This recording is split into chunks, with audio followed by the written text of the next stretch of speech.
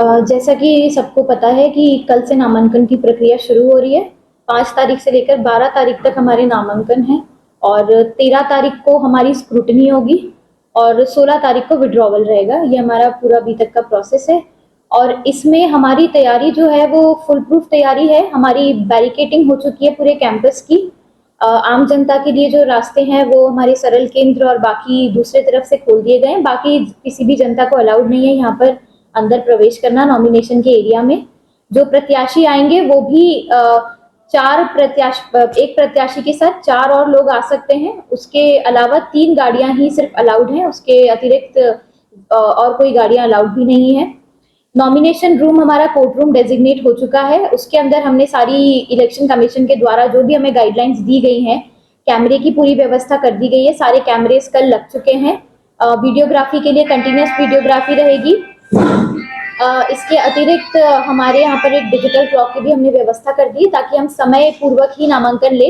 जैसा कि सबको पता है कि नामांकन 11 बजे सुबह से लेकर 3 बजे दोपहर तक ही भरे जाएंगे, इसके बाद नहीं भरे जा सकते हैं। तो ये 11 से 3 का टाइम प्रत्याशी ध्यान रखें जब भी वे आए।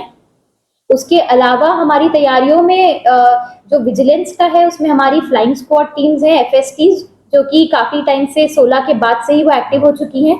कल से हमारी एसएसटीज का भी एक्टिव हो चुकी है। स्टैटिक सर्विलेंस टीम्स जो है हमारी, उनके साथ वीडियो सर्विलेंस टीम भी हमारी एक्टिव है। तो नाकों पर जो चेकिंग करना है, अगर इलीगल लिकर हो रहा है या कहीं ब्राइब की हमें वो आ रही है, सूचना मिल रही है, तो इन सब के लिए हमारी टीम्स बिल्कुल पूरी तत्पर है और वो देख रही हैं कि ऐसा कुछ भी ना हो।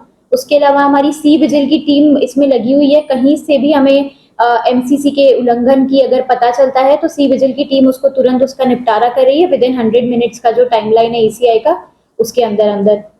इसके अलावा हमारे सेक्टर ऑफिसर हैं, 10 सेक्टर ऑफिसर लगे हुए हैं हमारे। 223 पोलिंग बूथ्स हैं हमारे पास, 116 लोकेशंस हैं।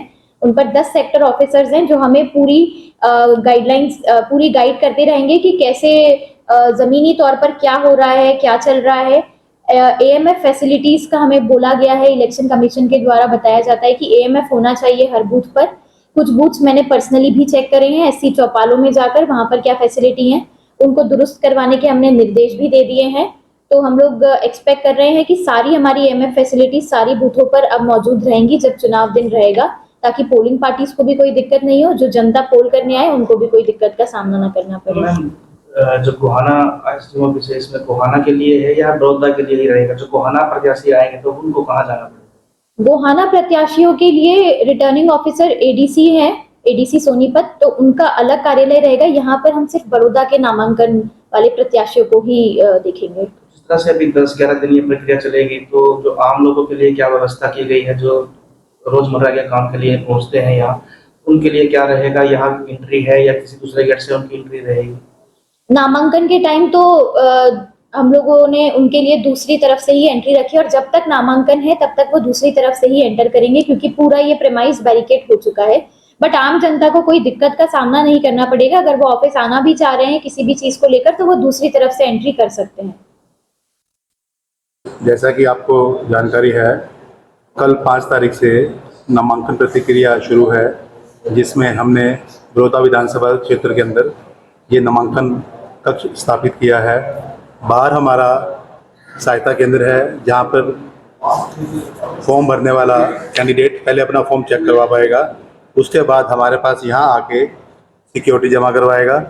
उसका हम वोट अपनी वोटर लिस्ट से, अगर वो उसी विधानसभा क्षेत्र से है तो वह स्वयं भर सकता है। अगर उसका विधानसभा क्षेत्र दूसरा है तो उसको 10 प्रपोजल अपने बताने होंगे जो कि बड़ौदा विधानसभा क्षेत्र से ही हो।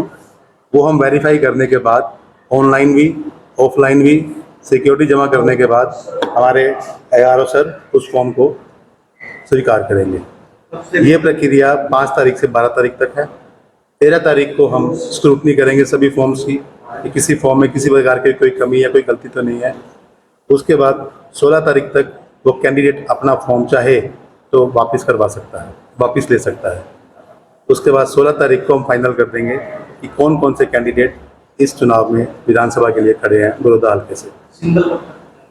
सिंबल 16 तारीख के बाद हम शेड्यूल में बताएंगे उनको। जो राष्ट्रीय पार्टियां हैं उनके सिंबल ऑलरेडी उनको अलॉटेड होंगे, स्टेट पार्टियों को अलॉट होंगे। उसके बाद जो इंडिपेंडेंट हैं वो जो प्रक्रिया है उनको समय रहते बता दी जाएगी। कितने अधिकारी कर्मचारी की ड्यूटी लगाई है, किस तरह की व्यवस्था बाहर की गई है? ये सारी प्रक्रिया सीसीटीवी कैमरे के अंदर होगी, जिसका कि यहाँ पे आप लाइव देख सकते हैं। और हमारे पास 15 से 20 ऐसे कर्मचारी हैं जो इस पूरी प्रक्रिया में, नामांकन प्रक्रिया में अपना रोल अदा करेंगे। बाहर का कैंप उसको भी सील कर दिया है। From main gate to this कक्ष, यहाँ तक सारी प्रक्रिया कवरेज के अंदर है। कितने लोगों की एंट्री रहेगी, किस तरह के लोगों की कल से एंट्री यहाँ होगी?